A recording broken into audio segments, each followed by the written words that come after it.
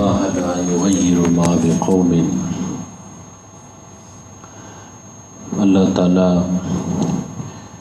نہیں بدلتے کسی قوم کی حالت کو حتیٰ یغیروا ما بانفسہم، جب تک کہ وہ اپنے اندر خود کوئی تبدیلی نہ لائیں۔ وَإِذَا أَرَادَ اللَّهُ بِقَوْمٍ سُوءًا، جب اللہ کسی قوم کا برا چاہتے ہیں، فَلَا مَرَدَّ لَهُ، تو اس کو کوئی ٹالنے والا نہیں ہوتا۔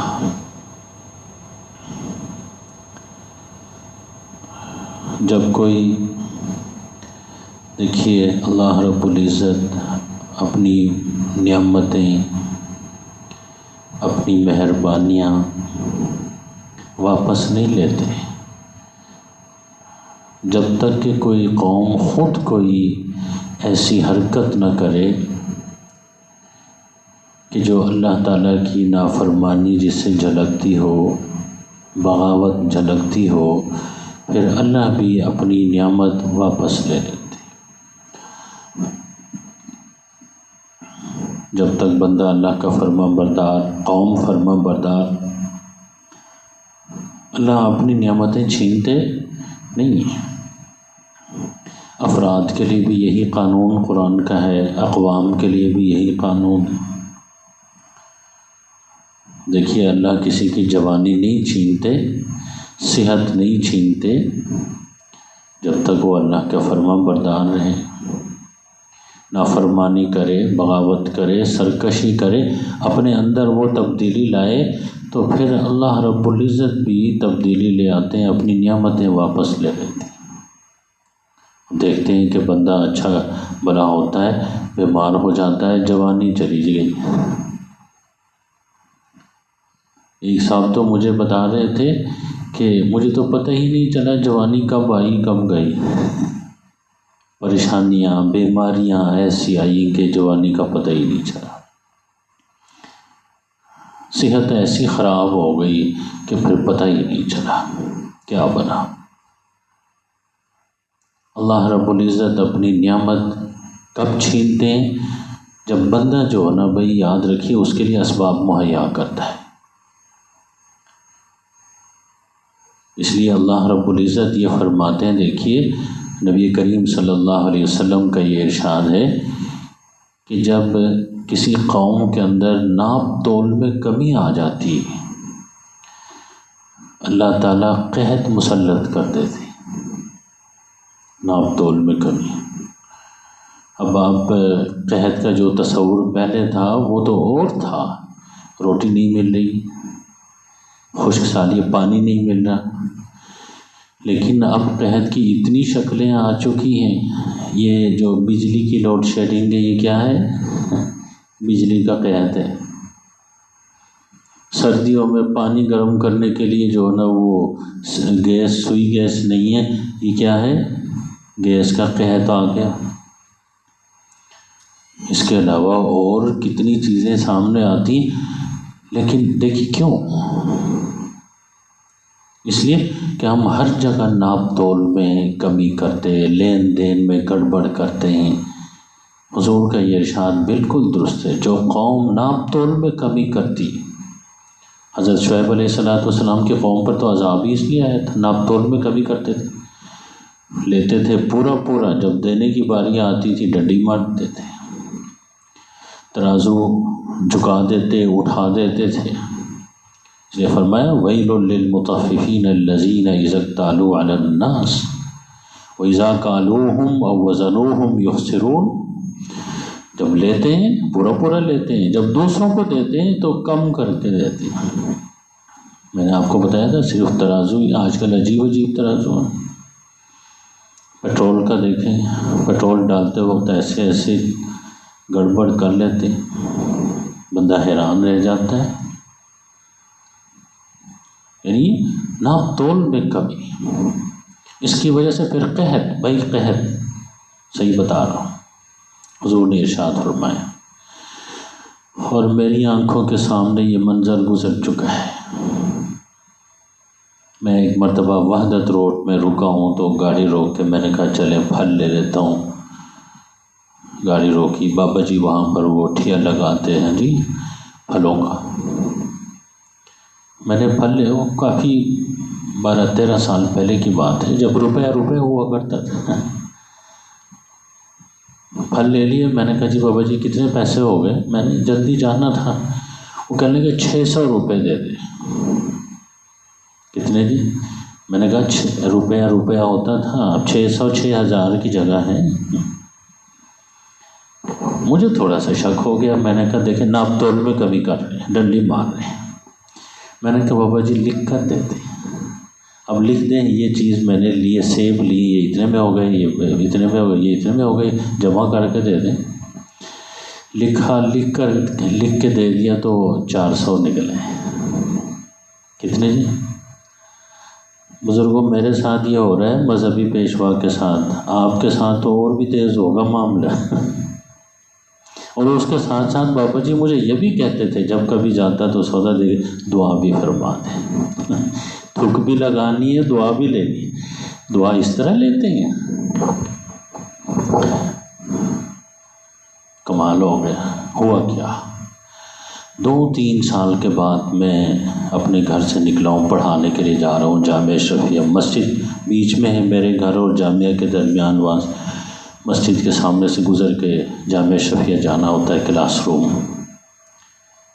تو مسجد کے جو سیڑھیاں ہیں وہ بابا جی کو میں نے دیکھا وہاں سیڑھیوں، اس کے بعد تو پھر میں بابا جی کے پاس نہیں گیا، میں کہ دھوکے باز آدمی ہے، ناپ تول پہ کمی کرتا ہے۔ وہ اس پہ بیٹھا ہوا ہے، سیڑھیوں کے اوپر بیٹھا ہوا ہے۔ میں گیا ہوں تو وہ جانتا تو تھا، سلام کیا اس نے، میں بابا جی خیریت ہے؟ ٹھیک ہے۔ کہنے کہ خیریت نہیں ہے۔ کیا ہوا؟ کہنے لگے جی وہ جو تھا پھلوں کا وہ لگاتا تھا وہ ختم ہو گیا، اس کے بعد یہ ہوگا مکان کرائے کا مکان ہے 2 کمروں کا، 3 مہینے ہو گئے کرایہ نہیں دے سکا ہوں، کھانے کو روٹی نہیں ہے۔ اب کرایہ والا مکان والا کہہ رہا ہے کہ بھئی کرایہ جمع کرو نہیں تو تمہارے بسترے باہر پھینک دیں گے۔ میں نے کہا میں کیا خدمت کر سکتا ہوں؟ کہنے لگے کوئی تھوڑی میری مدد کر لیں تاکہ میں کرایہ ادا کر دوں۔ کیوں جی؟ نہیں سمجھ آئی؟ جو کیا کس میں ترازو میں ڈنڈی مارتا ہے ناپ تول میں، اس کے اوپر اللہ کس کو مسلط کرتے ہیں؟ قحط۔ دیکھا کہاں وہ جو ہے نا وہاں بیٹھ کے دکان میں پھل بیچ رہا ہے، پیسے آ رہے ہیں، کہاں مکان کا کرایہ نہیں ہے تو مانگنے پہ آ گیا، اور مانگ بھی کس سے رہا ہے؟ جس کو تھوک لگائی، جس کے ساتھ اس نے جو ہے نا ڈنڈی ماری تھی اسی سے مانگنے آ رہے۔ خدا کا عجیب، دیکھیں سرکار دو عالم صلی اللہ علیہ وسلم نے صحیح ارشاد فرمایا، جس قوم میں ناپ تول میں کمی آ جائے اللہ اس کے اوپر کیا کرتے ہیں؟ قحط مسلط کرتے ہیں۔ بندہ کرے اس کے گھر میں قحط، سڑک پہ آ جائے گا، قومیں کریں تو وہ سڑک پہ آ جائیں گی۔ اور سرکار دو عالم صلی اللہ علیہ وسلم نے ارشاد فرمایا کہ جس قوم کے اندر خیانت اور کرپشن اور رشوت آ جائے، عربی میں خیانت کہتے ہیں، رشوت کہتے ہیں اس کو، وہ عربی تو ہم جانتے نہیں ہیں جی، وہ کہتے ہیں کہ جی نہیں کرپشن، آپ کی اپنی زبان، اس پہ جو کرتا ہے حضور علیہ الصلوۃ والسلام فرماتے ہیں اس قوم کے دلوں، اللہ تعالیٰ اس قوم کو بزدل بنا دیتے ہیں۔ کیا کرتے ہیں؟ بزدل بنا دیتے ہیں۔ اب آپ بتائیں ہم کتنے بزدل ہیں؟ اور جو کرپشن کرنے والے ہیں ان کو دیکھیں وہ کتنے بزدل ہیں، کسی سے آنکھ اٹھا کے بعد ہمارے حکمرانوں کو دیکھیں، 1 نہیں 2 نہیں 100 نہیں، سب کچھ نہیں کر سکتے، بزدل، کسی کے سامنے بھی کھڑے نہیں ہو سکتے۔ ہم تو کسی اور مسئلے میں کھڑے ہونے کی بات نہیں کرتے، یہاں پر یاد رکھیے اسلام کے خلاف جو سازشیں ہو رہی ہیں، جو جن NGOs کے ذریعے سے، ہمارے حکمران ان کے سامنے نہیں کھڑے ہو سکتے، کیا کر رہے ہو؟ ہم بات کرتے ہیں ہمیں پکڑا جاتا ہے کہ جی کیا کر رہے ہو، یہ باہر سے ڈالے لا رہے ہیں، کیا لا رہے ہیں ڈالے لا رہے ہیں، اور پھر ڈالے ہم ہڑپ کر رہے ہیں، آپ کدھر بیچ میں آ گئے مولوی صاحب۔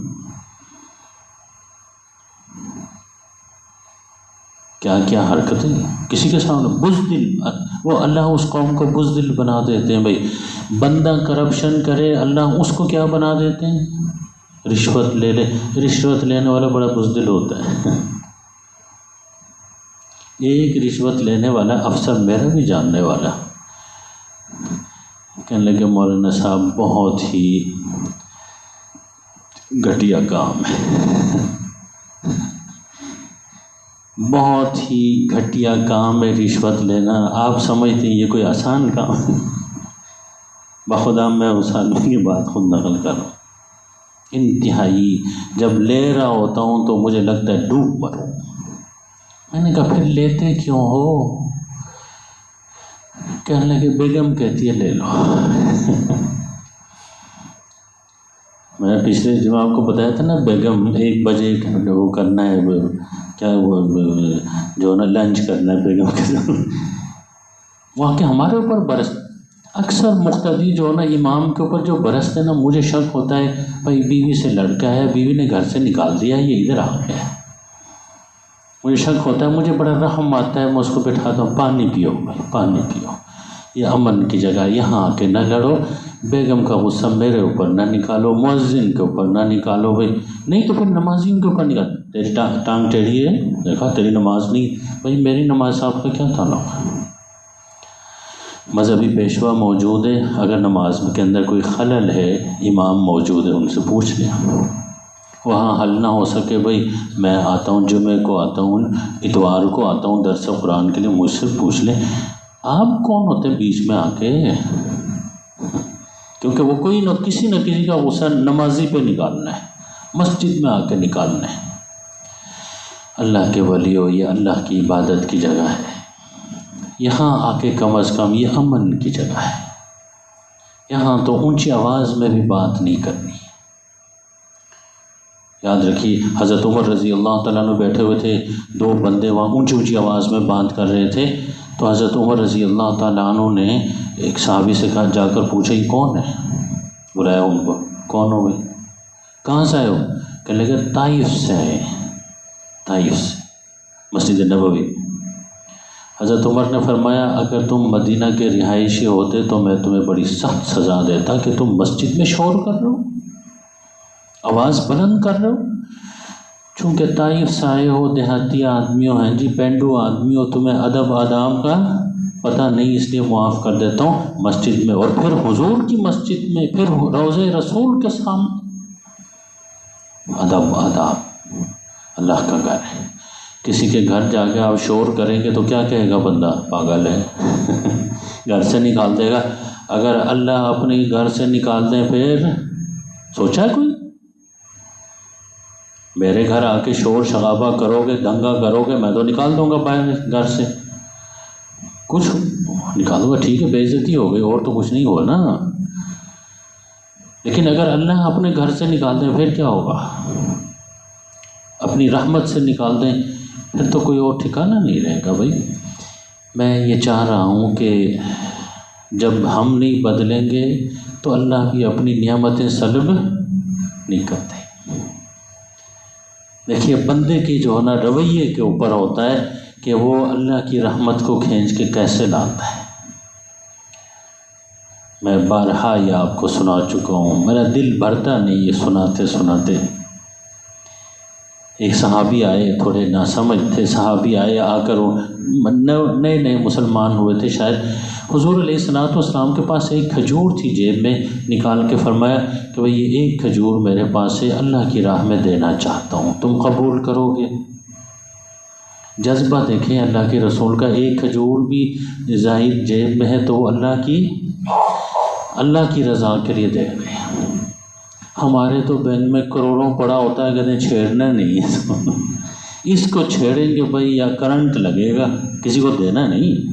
ایک کھجور ہیں ہم جو ہے نا بھائی مسلمان ہیں، آگے چل کے عاشق رسول بھی ہیں جی، کام کوئی نہیں ہے، رسول والے کام کوئی نہیں ہے۔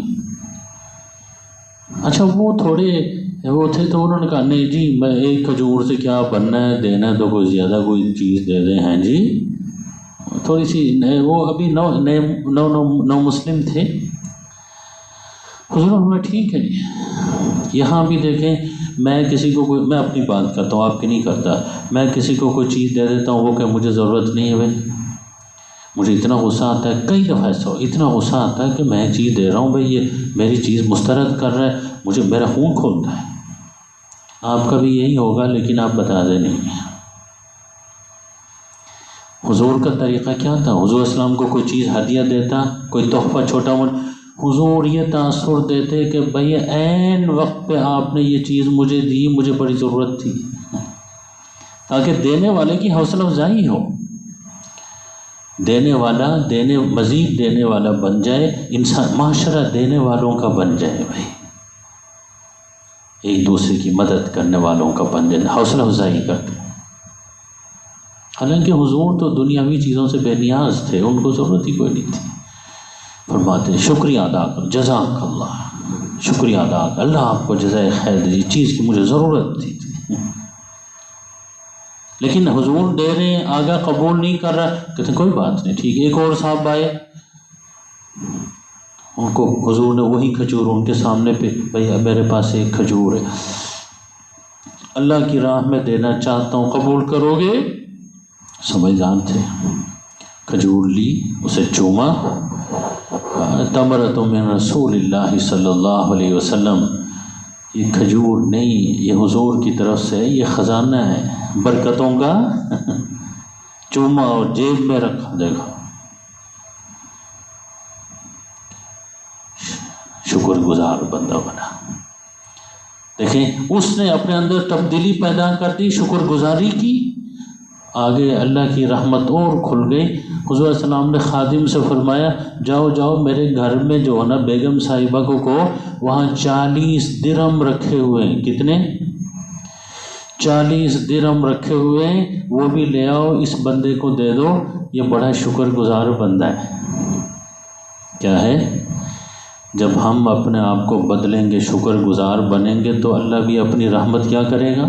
کھول دے گا۔ قرآن میں آیت نازل ہوئی لئن شکرتم لازیدنکم، اگر تم میرا شکر ادا کرو گے میں اپنی نعمتیں مزید دوں گا۔ ایک کھجور پہ شکر ادا کیا، کتنا ملا؟ 40 درہم مل گیا، اور وہ بھی سرکار دو عالم صلی اللہ علیہ وسلم کی طرف سے مل گئے۔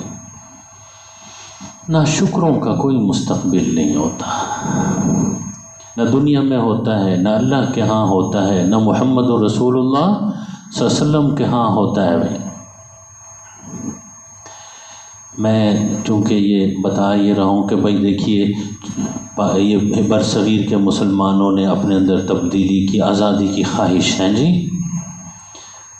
اللہ رب العزت نے بھی ان کی دنیا بدل دی، پاکستان بنا کر دے دیا۔ اس وقت مسلمان متحد ہوئے، آپس میں اتحاد کیا، اللہ نے پاکستان بنا کر دے دیا۔ یہ بندوں کا بنایا ہوا نہیں، اللہ کا بنایا ہوا ہے۔ بندے کو تو اللہ تعالیٰ جو مسبب الاسباب ہیں، اسباب کو مہیا کرتے ہیں، بندے اللہ پیدا کرتے ہیں، یہ اللہ کی نعمت ہے۔ اتحاد کی برکت سے دیکھا برصغیر کے مسلمانوں نے اتحاد کا مظاہرہ کیا، اپنے اندر تبدیلی پیدا کی، آزادی کی خواہش کا اظہار کیا، اللہ تعالیٰ نے بھی اپنے فیصلے کی آزادی دے دی، پاکستان بن گیا۔ جب یاد رکھیے یہاں کے مسلمانوں نے آپس میں دست و گریبان ہو کے اتحاد کو چھوڑ کے جھگڑے فساد میں پڑے، بنگلہ دیش بن گیا، پاکستان ٹوٹ گیا۔ اس لیے اب بھی جب یہ حکمران آپس میں لڑتے ہیں مجھے بڑا ڈر لگتا ہے، کیونکہ ہم نے تو یہی رہنا ہے۔ دبئی میں کوئی ہمارا مکان نہیں ہے، نہ امریکہ میں، نہ برطانیہ میں، ان حکمرانوں کے وہ سنا ہے کہ یہ صرف ہم سیاستدانوں کو کوستے رہتے ہیں، یہ 22,000 بیوروکریٹ ہیں، وہ بھی جو ہے نا یاد رکھیے باہری ملکوں کے شہری ہیں، ڈوئل شہریت ہے ان کے پاس۔ جرنیلوں کی کیا بات ہے، ججوں کی کیا بات ہے، جرنلسٹوں کی کیا بات ہے، وہ تو بھائی رہتے ہی باہر ہیں۔ بھائی ہم غریب لوگ ہیں، ہم نے یہیں رہنا ہے، ہماری وفاداری یہاں ہے۔ اللہ اس ملک کو سلامت رکھے، ہر شر سے، ہر نظر بد سے ہمارے اس وطن کو اللہ محفوظ رکھے۔ ہم نے یہیں رہنا ہے، ہمارا گھر یہی ہے۔ یہ گھر بنایا کیوں گیا تھا؟ یہ پاکستان بنایا کیوں گیا تھا؟ اسلامی نظام کے لیے۔ میں اسلامی نظام کے حوالے سے صرف ایک حدیث مسلم شریف جلد ثانی میں موجود ہے، وہ آپ کو سنانا چاہتا ہوں۔ جب ہم اسلامی نظام کی بات کرتے ہیں، لوگوں کو غلط فہمی ہوتی ہے کہ مولوی صاحب آئیں گے، وزیر اعظم بنیں گے، مولوی صاحب وزیر اعلیٰ بنیں گے۔ بھائی اسلام وزیر اعظم ہوگا، مولوی کی حکومت کو اسلامی نظام نہیں کہتے، اسلام کی حکومت کو کیا کہتے ہیں؟ اسلام حکمران ہوگا، اسلام کے قوانین، اسلام کے اصول، وہ حکمران ہوں گے، بندے نہیں حکمران ہوں گے۔ اسلام میں حکمران بندے نہیں ہوتے، یاد رکھیے، اسلام کے اصول حکمران ہوتے ہیں، اسلام کے قواعد، اسلام کے سنہرے اصول، بھائی وہ اس حکمران، ان کی حکومت ہوتی، قانون کی حکمرانی ہوتی۔ یاد رکھیے، مسلم شریف میں حدیث آتی ہے، ابو ہریرہ رضی اللہ تعالیٰ عنہ راوی ہیں، سرکار دو عالم صلی اللہ علیہ وسلم کے سامنے جب جنازہ آتا تھا تو حضور علیہ السلام پوچھ لیتے تھے کہ بھائی اس میت کے اوپر کسی کا قرضہ تو نہیں ہے؟ ہاں جی، کسی کا قرضہ تو نہیں ہے؟ بتاتے ہاں جی فلاں آدمی کا اس کے اوپر قرضہ ہے۔ پھر پوچھتے کہ اس نے قرضے کی ادائیگی کے لیے کوئی بندوبست کیا ہے، کچھ مال چھوڑا ہے؟ تو بتایا جاتا کہ نہیں، بندوبست نہیں کیا، حقوق العباد کا خیال نہیں رکھا، بندے کے پیسے دبا کے جا رہا ہے۔ حضور فرماتے صلو علی صاحبکم، اپنے ساتھی کی نماز جنازہ پڑھو، میں ان کی نماز جنازہ نہیں پڑھاتا۔ دیکھا، میں نہیں پڑھاتا۔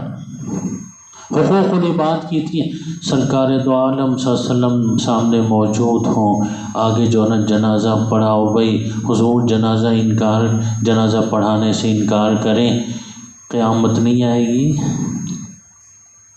اس لیے حضور جنازہ نہیں، یہ قرض، یہ کافر تو نہیں ہوا، مسلمان ہے، مرتد تو نہیں ہے، لیکن تمام مسلمانوں کو حضور سمجھاتے کہ بھئی حقوق العباد کی بڑی اہمیت ہے، کسی بندے کا حق لے کے نہیں جانا۔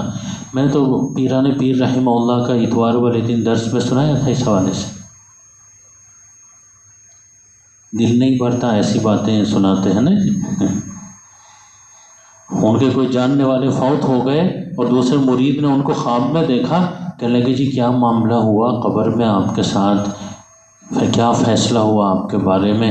کہنے لگے جی اللہ نے جہنم سے تو بچا لیا، جہنم کا فیصلہ نہیں ہوا، لیکن ابھی جنت میں جانے کا بھی فیصلہ، جنت کا پروانہ بھی نہیں ملا ہے، راستے میں ہی ہوں۔ کیوں؟ کہنے لگے جی فرشتوں نے مجھے بتایا کہ بھائی آپ اپنے ہمسائے سے ایک کپڑا سینے کے لیے سوئی مانگ کر لائے تھے اور مرنے سے پہلے تم نے اسے واپس نہیں کیا۔ جب تک وہ سوئی واپس نہیں کرو گے اس وقت تک بھائی جنت میں جانے کا دروازہ کھلے گا نہیں۔ بھائی کپڑے سینے کے لیے اس لیے درس قرآن میں حاضر رہا کریں۔ پیران پیر، ہاں جی، کتنے بڑے بزرگ، اللہ کے ولی، ہم ان کی باتیں سناتے ہیں، عمل کوئی نہیں کرتے۔ کھانا بڑا اچھا ملتا ہے ان کے نام پر، ہیں جی۔ ایک صاحب مجھے کہنے لگے جی وہ 11ویں شریف جائز ہے ناجائز ہے؟ میں نے کہا ہوتا کیا ہے؟ کہنے کہ بڑا زبردست کھانا ہوتا ہے، 3000 روپے پر ہیڈ کا کھانا ہوتا ہے۔ کتنے کا؟ کہنے لگے ایک بڑی 11ویں شریف بھی ہے۔ میں نے کہا وہ کیا ہوتا ہے؟ کہنے لگے وہ کم از کم 5000 پر ہیڈ کا کھانا ہوتا ہے۔ میں نے کہا ایسی چیز کو میں کیسے ناجائز کہوں، کدھر ہوتا ہے، مجھے بھی بلاؤ۔ ہم مسلمان کھانے کے پروگراموں کے پیچھے لگے ہوئے، اور خود آپ دیکھیں حضرت پیران پیر کیا کرتے تھے، دیکھا مرید کھانا کھا رہے ہیں خوب اچھے اچھے کھانے، فرمایا کہ یہ مریدین تو کھانے میں لگ گئے سارے، ان کی زندگی نہیں پڑھتے، انہیں تو طالبین پڑھے نا، ان کی کتابیں نہیں پڑھتے۔ اعلان کر دیا بھائی کل سے صحابہ کرام جو کی روٹی کھاتے تھے، سوکھی روٹی، تم بھی سب جو کی روٹی کھاؤ گے۔ دیکھا لگے یہاں بریانیاں کھا کے تم مرید تکڑے ہوتے جا رہے ہو۔ کہتے ہیں کہ جی وہ جو کی روٹی ہضم کمزور، بھائی سمجھ گئے کہ نہیں، اور ہوا یہ اگلے دن 2-3 دن کے بعد حضرت نے دیکھا تہجد کے لیے جو صوفیاء کرام کھڑے ہوتے تھے غائب ہو گئے، کسی کے پیٹ میں درد، کسی کے سر میں درد، کیونکہ جو کی روٹی بڑی ثقیل ہوتی ہے، اس کو تو ہضم۔ دیکھا ہم تو بھائی یاد رکھے صرف کھانوں کے بھی، جہاں کھانے کا پروگرام کی 3000 پر ہیڈ کا کھانا، کہتے ہیں بھائی آؤ جی گھر میں شریف۔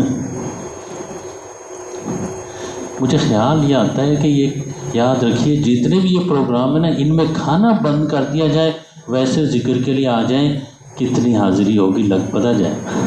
مسجد میں کتنی ہوتی، نماز فرض ہے، کھانا نہیں ملتا، بڑی مشکل سے کوئی آتے ہیں۔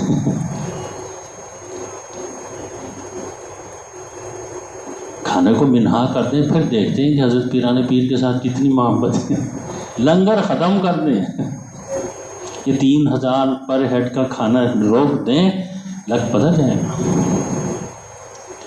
میں گزارش یہ کر رہا ہوں، نماز جنازہ نہیں پڑھاتے تھے، محدثین نے لکھا کیوں نہیں پڑھاتے تھے؟ ایک تو اس وجہ سے کہ حضور لوگوں کو توجہ دلاتے تھے حقوق العباد کی طرف۔ یہاں تو لوگوں کے کروڑوں روپے لے کے بھاگے ہوئے امریکہ، ہاں جی،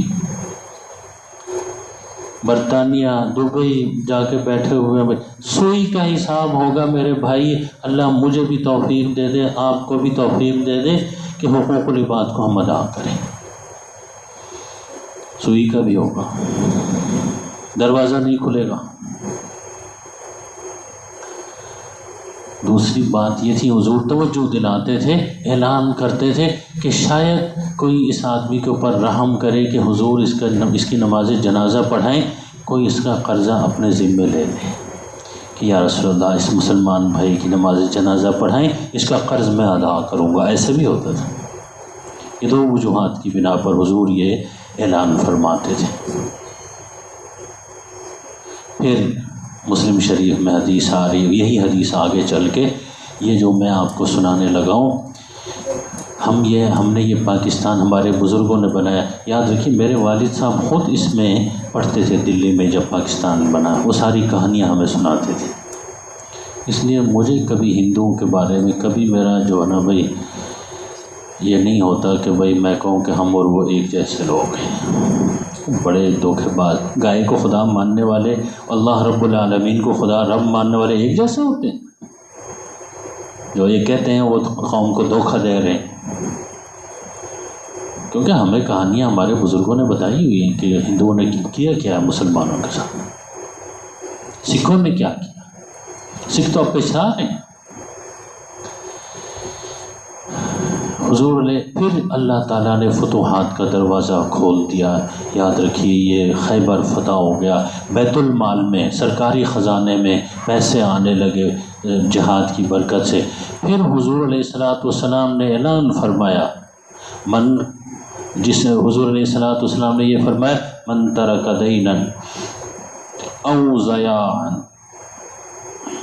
فرمایا کہ جو آدمی فوت ہو جائے قرضہ چھوڑ کر یا چھوٹے چھوٹے بچے چھوڑ کر، ضیاع کہتے ہیں ضائع ہونے والے چھوٹے چھوٹے بچے، کیونکہ ان کی تربیت، سرپرستی، تعلیم نہ ہو تو وہ کیا ہو جائیں گے؟ ضائع ہو جائیں گے۔ فرمایا کہ جو قرض چھوڑ کر مرا، ادائیگی کا کوئی بندوبست نہیں، اور فرمایا کہ جو چھوٹے چھوٹے بچے چھوڑ کر فوت ہوا، ان کی کفالت کا، ان کی تربیت کا، ان کی سرپرستی کا کوئی بندوبست نہیں۔ حضور نے فرمایا فعلیہ قضاؤہ، فرمایا قرضے کی ادائیگی میرے ذمہ ہے، بیت المال سے۔ یہ علیہ قضاؤہ بیت المال کی تعبیر ہے کہ بیت المال سرکاری خزانے سے مسلمانوں کے کیا ہوں گے؟ قرض ادا ہو جائیں گے۔ دیکھا کبھی کسی نے دیکھا ہے بیت المال سے کسی فوت ہوئے آدمی، مقروض آدمی کا قرض ادا ہوا؟ معلوم ہوا کہ جس مقصد کے لیے یہ ملک بنایا گیا تھا وہ اسلامی نظام، اس کی طرف پیش رفت۔ اب آپ کی غلط فہمی شاید دور ہو گئی ہوگی کہ اسلامی نظام سے کوئی بھی بیچارہ فوت ہو سکتا ہے مقروض، بیت المال سرکاری خزانہ اس کے قرضے کی ادائیگی کرے گا۔ کوئی بھی بیچارہ فوت ہو سکتا ہے، چھوٹے چھوٹے بچے ہو سکتے ہیں۔ آج کل سب سے بڑا مسئلہ ہے کہ باپ بیمار ہو جائے تو اس کو فکر یہی لاحق ہو میرے بچوں کا کیا ہوگا۔ سود بھی اس لیے لوگ لیتے ہیں بچوں کا کیا ہوگا، رشوت بھی اس لیے لیتے ہیں بچوں کا کیا ہوگا۔ بھائی اسلامی نظام کی طرف آئیں گے، اسلامی نظام میں کل ہے، اس کی جو ہے نا یہ زنجیر کی کڑیوں کی طرف وہ جڑے ہوئے ہیں آپس میں۔ ریاست سنبھالے گی بیت المال، ان بچوں کی تعلیم، ان کی تربیت، ان کی کفالت، ان کا لباس، ان کی سکولنگ۔ یاد رکھیے پھر تو جینا بھی آسان ہوگا اسلامی نظام میں، اور مرنا بھی۔ بھائی میں مر جاؤں کوئی بات نہیں، میرے بچوں کو تو ریاست سنبھالے گی بیت المال سے، ان کی کفالت ہوگی۔ ہے یہ پاکستان میں؟ نہیں۔ معلوم ہوا اب آپ سمجھ گئے ہوں گے کہ اسلامی نظام سے ہم کیا مراد لیتے ہیں۔ ہم یہ مراد لیتے ہیں کہ بھائی یہ نظام ہونا چاہیے کہ جس میں جینا بھی ہے۔ کیا بتاؤں آپ کو، حضرت عقبہ کی روایت ہے کہ سرکاری بیت المال کے جو نا بھیڑ بکریاں جانور ہیں، حضور علیہ السلام بڑی عید سے ایک دن پہلے حضرت عقبہ کو بلا کے فرمایا کہ بھئی صحابہ کرام میں ایک ایک جانور تقسیم کرو، تاکہ کیا سرکاری طور پر بیت المال سے، تاکہ مسلمان کیا کریں؟ قربانی کریں۔ اب بیت المال ادھر لاؤ، میں نے آپ کو بتایا تھا نا حضرت عمر سے تو چادریں آ گئیں بیت المال میں، ہر مسلمان کو ایک ایک چادر مل گئی۔ ہمیں تو آج تک بیت المال سرکاری خزانہ اسلام آباد والا ہے جی، اس میں ایک چادر بھی نہیں ملی۔ ہم پاکستانی پاکستان زندہ باد نعرے لگاتے ہیں، پاکستان تو زندہ باد ٹھیک ہے، لیکن ایک چادر بھی آج تک بیت المال سے کم از کم مجھے نہیں ملی۔ آپ میں سے کسی کو ملی؟ میری چادر چرانے پہ تلی ہوئی ہے ریاست۔ بجلی کا بل میرا آیا 35,000 روپے کا۔ بچوں کو میں نے کہا بھائی پڑھو، مجھے تو پڑھنا نہیں آتا، یہ اتنے چھوٹے چھوٹے کر کے لکھے ہو، اس کے لیے تو PhD ضروری۔ وہ بچوں نے پڑھ کے بتایا کہ جی 15,000 تقریباً کوئی بجلی کی قیمت ہے، 20,000 ٹیکس ہے، میری چادر چرائی جا رہی ہے، نہ ادا کروں بجلی کو کاٹ دیں گے۔ چوری میں کر نہیں سکتا، ہاں جی۔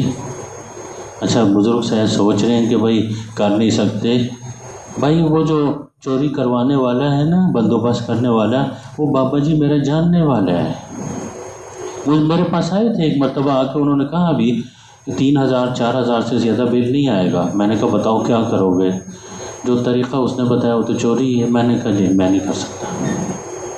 جمعے کو ممبر پہ بیٹھ کے میں نے کہنا ہوتا ہے چوری، پھر اندر سے آواز آئے گی خود بجلی چوری کرتے ہو، مقتدیوں کو کہتے ہو چوری نہ کرو، پھر کیا کروں؟ وہ جو اندر کا انسان ہے اس کا منہ بند بھی نہیں کیا جاتا، بولتا ہی رہتا ہے۔ پھر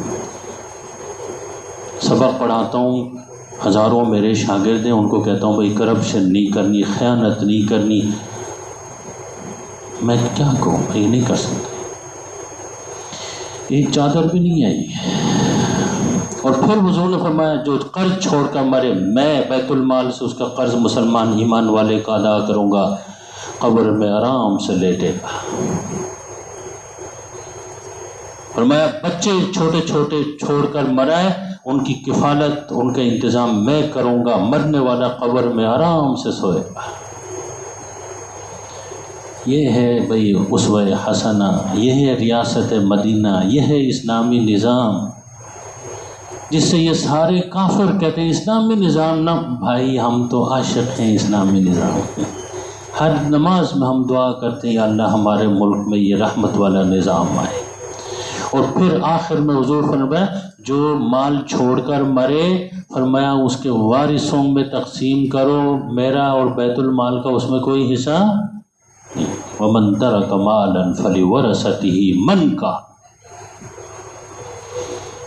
یہ رحمت والا نظام ہمارے ملک میں آ جائے، اللہ ہمارے لیے یہ یاد رکھیے فیصلہ فرما دیں۔ لیکن جب ہمارے اندر یہ خواہش پیدا ہوگی یہ تبدیلی کی، پھر اللہ بھی فیصلہ فرما دیں گے۔ سارے کے سارے یہ دعا بھی کریں، یہ نیت بھی کریں کہ یہ اسلامی نظام رحمت والا اللہ ہم اس کی خواہش رکھتے ہیں۔ ہمارے بچوں کے لیے بھی یہی نظام چاہیے، یہی ہمیں سوٹ کرتا ہے، اسی سے ہمیں خوشی نصیب ہوگی، اسی سے ہمارے گھروں میں مسرت ہوگی۔ اللہ رب العزت ہم سب کے اوپر اپنی رحمت نازل کرے۔ وآخر دعوانا